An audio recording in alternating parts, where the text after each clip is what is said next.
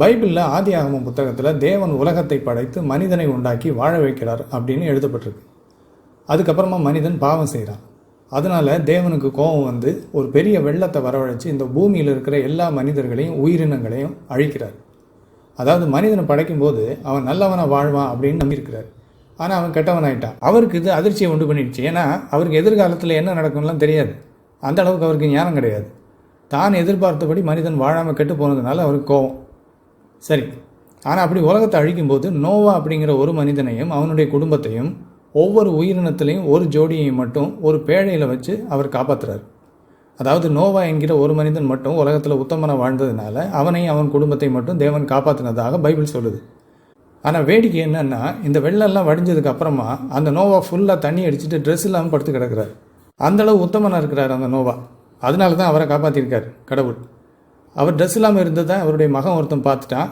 அதனால அந்த நோவாவுக்கு கோபம் வந்து அவனை சபிக்கிறார். அந்த மகனோட சந்ததி முழுவதும் சாபத்துக்குள்ளானார்கள் அப்படின்னு பைபிள் சொல்லுது. தேவன் காப்பாற்றிய ஒரே ஒரு உத்தம குடும்பம் இது. இப்போ உண்மையில் இப்படி ஒரு வெள்ள அழிவு ஏற்பட்டதா?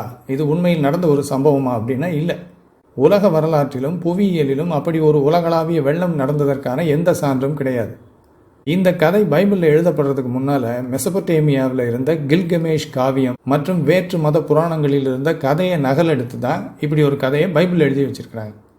அதை பற்றி பிறகு தனியாக ஒரு வீடியோவில் நம்ம விரிவாக பார்க்கலாம். இப்போ இதில் இருக்கிற வேறொரு சுவாரஸ்யமான சம்பவம் என்னென்னா, இந்த வெள்ளம் வடிஞ்சதுக்கு அப்புறமா தேவன் ஒரு உடன்படிக்கை பண்ணுறார். உடன்படிக்கைனா அக்ரிமெண்ட். அது என்னென்னு அந்த வசனத்தை நீங்கள் பாருங்கள் தெரியல. ஆதியாகமம் 9ஆம் அதிகாரத்தில் 11 முதல் 13 வரை. இனி மாம்சமானவைகள் எல்லாம் ஜலப்பிரளயத்தினால் சங்கரிக்கப்படுவதில்லை என்றும் பூமியை அழிக்க இனி ஜலப்பிரளயம் உண்டாவதில்லை என்றும் உங்களோட என் உடன்படிக்கையை ஏற்படுத்துகிறேன் என்றார். அன்றியும் தேவன் எனக்கும் உங்களுக்கும் உங்களிடத்தில் இருக்கும் சகல ஜீவ ஜந்துக்களுக்கும் நித்திய தலைமுறைகளுக்கென்று நான் செய்கிற உடன்படிக்கையின் அடையாளமாக நான் என் வில்லை மேகத்தில் வைத்தேன். அது எனக்கும் பூமிக்கும் உண்டான உடன்படிக்கைக்கு அடையாளமாய் இருக்கும். அதாவது இனிமே இந்த பூமியை எப்படி அழிக்க மாட்டேன், நான் அப்படி செய்ய மாட்டேன் அப்படிங்கிறதுக்கு அடையாளமாக வானவில்லை நான் மேகத்தில் வச்சுருக்கேன் அப்படிங்கிறார். அப்போது நாம் இன்றைக்கெல்லாம் மழை பெய்யும் போது வானத்தில் பார்க்குறோம்ல வானவில், அதை தேவன் இதற்காக வானத்தில் வைத்திருக்கிறார் அப்படின்னு பைபிள் சொல்லுது. இதுதான் கிறிஸ்தவர்களுடைய நம்பிக்கை. கிறிஸ்தவர்களை பொறுத்தளவு வானத்தில் தெரிகிற அந்த வானவில் இருக்கு இல்லையா, அது வந்து நோவா காலத்தில் தேவன் இப்படி ஒரு அக்ரிமெண்ட் போட்டப்போ அந்த அக்ரிமெண்ட்டுக்கு அடையாளமாக அந்த அக்ரிமெண்ட்டை நான் கடைப்பிடிப்பேன் அப்படிங்கிறதுக்கு இந்த வானவில்லை வந்து நான் உங்களுக்கு சைனாக வைக்கிறேன் அப்படின்னு தேவன் வானவில்லை மேலே வச்சுருக்கார். அதை தான் இன்றைக்கி நம்ம பார்க்குறோம். வானவில்லை பார்க்குறோம் அப்படின்னா தேவன் அக்ரிமெண்ட் போட்டதுக்கு சைன் அது அப்படின்னு சொல்லி நம்ம புரிஞ்சுக்கணும்னு சொல்லி கிறிஸ்தவங்க நம்புகிறாங்க. ஆனால் உண்மையிலே வானவில் இதனால தான் வானத்தில் இருக்கா? இல்லை. வானவில் வானத்தில் தோன்றுவதற்கு விஞ்ஞான ரீதியான காரணம் இருக்குது. மழை பெய்கிறப்போ ஆகாயத்தில் நீர்த்துளிகள் காணப்படும். அந்த நீர்த்துளிகளில் சூரியனின் ஒளி படும்போது உருவாகும் ஒரு நிகழ்வு தான் வானவில். சூரியனின் ஒளி வெள்ளை நிறமுடையது. அந்த ஒளி 7 நிறங்களை உள்ளடக்கியது. இந்த வெள்ளை ஒளி நீர்த்துளிகளை ஊடுருவும் போது அது வளைந்து அதன் 7 நிறங்களும் பிரிக்கப்பட்டு அந்த நீர்த்துளியின் உள் சுவரில் பட்டு பிரதிபலித்து பின்னர் அந்த துளிகளிலிருந்து வெளியேறும் போது மீண்டும் வளைந்து வானத்தில் அப்படி 7 நிற வில்லாக நமக்கு காட்சியளிக்குது. இதனால தான் மழை வர நேரத்தில் நம்ம வானவில்லை வானத்தில் பார்க்குறோம்.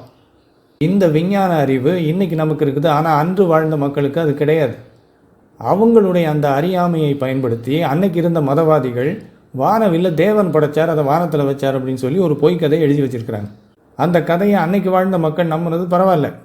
ஆனால் இன்றைக்கும் கிறிஸ்தவர்கள் வானவில் வானத்தில் தோன்றுவதற்கு இதுதான் காரணம் அப்படின்னு சண்டே ஸ்கூலில் பிள்ளைங்களுக்கு கற்றுக் கொடுத்துக்கிட்டு இருக்கிறாங்க. அதுதான் பரிதாபம். பைபிளில் இருக்கு இல்லையா இந்த கதை, வானவில் வானத்தில் இருக்கிறதுக்கு இதுதான் காரணம், தேவன் உண்டு பண்ணி மேலே வச்சிருக்கிறார் அப்படின்னு. இதே போல் வேற்று மதங்கள்லேயும் நம்பிக்கைகள் இருக்குது. இந்து மதத்தில் இந்திரன் மழையை வருவித்து உலகத்தை ஆசீர்வதிக்கிறார் அப்படின்னு சொல்லப்படுது. கிரேக்க ரோம மதங்களில் ஜூஸ் என்கின்ற கடவுள் மின்னல் இடிகளை உண்டு பண்ணுறதாக நம்பப்படுகிறது. இன்னும் சில மதங்களில் வானத்திலிருந்து விழுகின்ற நட்சத்திர கல்கள் ஆவிகள் அனுப்பும் செய்தின்னு நம்புகிறாங்க. மேலிருந்து ஆவிகள் வந்து நட்சத்திர கல்லை செய்தியை அனுப்புது அப்படின்னு சொல்லி நம்பிக்கிட்டு இருக்கிறாங்க. இதே போல தான் கிறிஸ்தவர்கள் தேவன் வானத்தில் வானவில்லை வைத்திருக்கிறார் அப்படின்னு நம்புகிறாங்க. அப்போது இந்த வானவில் கதை ஒரு காரியத்தை நமக்கு நினைவுபடுத்துது. மனிதனுக்கு எதையெல்லாம் குறித்து அறிவு இல்லையோ அதுக்கெல்லாம் ஏதாவது மூடத்தனமான காரணத்தை உருவாக்கி இருக்கிறான். எதெல்லாம் அவனுக்கு புரியலையோ அதையெல்லாம் புனிதமாக்கிட்டான்.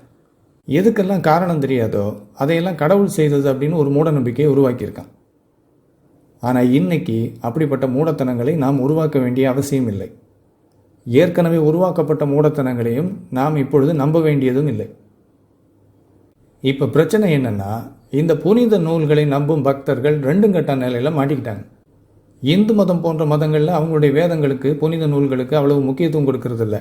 அதனால் அவங்களுக்கெல்லாம் விஞ்ஞான கண்டுபிடிப்புகளால் பிரச்சனை இல்லை. ஆனால் கிறிஸ்தவம் போன்ற மதங்களில் அவங்களுடைய புனித நூலை விட்டு கொடுக்க முடியாது. அவங்களுடைய வேதத்தை விட்டு கொடுத்தா அவங்க மதம் அழிஞ்சிரும். அதனால் அவங்களுக்கு ஒரு சிக்கல் இருக்குது. அது என்னென்னா, விஞ்ஞானம் கூறும் உண்மையையும் மறுக்க முடியாது. அதே நேரத்தில் அவங்க புனித நூல்கள் எல்லாம் விஞ்ஞானத்திற்கு எதிராக உள்ள இது போன்ற கதைகளை பொய் அப்படின்னு ஒத்துக்க முடியாது. அதனால் இப்போ என்ன பண்ணிக்கிட்டு இருக்கிறாங்கன்னா, அந்த பழைய கதைகளுக்கெல்லாம் இப்போ புதிய விளக்கங்களை உருவாக்கிக்கிட்டு இருக்கிறாங்க. உதாரணத்துக்கு 6 நாளில் தேவன் உலகத்தை படைத்தார் அப்படின்னு சொல்லி பைபிள் சொல்லுது. அதுவும் பைபிள் கால கணக்குப்படி 6000 ஆண்டுகளுக்கு முன்னால் உலகம் உருவாயிருக்கு. ஆனால் இது இன்றைய விஞ்ஞானத்தின் அடிப்படையிலே ஒரு மிக தவறான நம்பிக்கை. இப்போ இந்த பைபிள் சொல்கிறது விஞ்ஞானத்துக்கு எதிராக இருக்கிறதுனால கிறிஸ்தவங்க என்ன பண்ணுறாங்கன்னா, 6 நாளில் தேவன் உலகத்தை படைச்சார்னு பைபிள் சொல்லும்போது 6 நாள்னா 6 நாள்னு அர்த்தம் இல்லை. 6 நாள்னா நம்ம 6 நாள்னு புரிஞ்சிக்க வேண்டிய அவசியம் இல்லை. 6 நாள்னா 6 நாள் மட்டும்னு நினைக்கக்கூடாது. 6 நாள்னா 6000 ஆண்டுகளாகவும் இருக்கலாம், 6 நாள்னா 6 மில்லியன் ஆண்டுகளாகவும் இருக்கலாம், அல்லது 6 நாள்னா 6 பில்லியன் ஆண்டுகளாகவும் இருக்கலாம். எப்படி வேணாலும் நாம் அதை புரிஞ்சுக்கலாம். இப்படி தான் புரிஞ்சுக்கணும்னு கட்டாயம் கிடையாதுன்னு சொல்லிக்கிட்டு இருக்கிறாங்க. அதே போல் இந்த வானவியல் கதைக்கும் பல புதிய தியரிகளை உருவாக்கிக்கிட்டு இருக்கிறாங்க. நல்லா கவனிங்க, பைபிள் எழுதப்பட்ட காலத்திலிருந்து 1000 வருடங்களுக்கு மேலாக கிறிஸ்தவர்கள் பைபிளில் இருக்கிறத அப்படியே நம்பினாங்க. ஆனால் எப்போ விஞ்ஞானம் வளர்ந்து பைபிளில் இருக்கிற கதைகள் விஞ்ஞானத்துக்கு எதிரானவை அப்படின்னு தெரிய ஆரம்பிச்சதோ, அப்போ இருந்து விஞ்ஞானத்துக்கு தகுந்தபடி பைபிளில் இருக்கிற கதைகளுக்கு மாற்று விளக்கத்தை கொடுக்க ஆரம்பிச்சிட்டாங்க. இன்னும் கொஞ்சம் நாள் கழித்து பார்த்தீங்கன்னா, தேவன் வானவில்லை மேகத்தில் வைத்தார் அப்படிங்கிறது ஒரு கவிதை. கவிதையில் பொய்யெல்லாம் சேர்த்து தானே எழுதுவாங்க. கவிதைனாலே பொய் தானே. அதனால் அதை ஒரு நம்ம கவிதையாக வாசிக்கணுமே தவிர நிஜமான நிகழ்வாக எடுத்துக்கக்கூடாதுன்னு சொல்லுவாங்க எதிர்காலத்தில். இப்படிப்பட்ட கதைகளை எல்லாம் காப்பாற்றுறதுக்காக இவங்க உருவாக்குற இந்த சாக்கு போக்குகளே இவங்களுடைய மதங்கள் எப்படி பொய்களின் அடிப்படையில் உருவாக்கப்பட்டவை அப்படிங்கிறத நமக்கு தெளிவாக காட்டுது.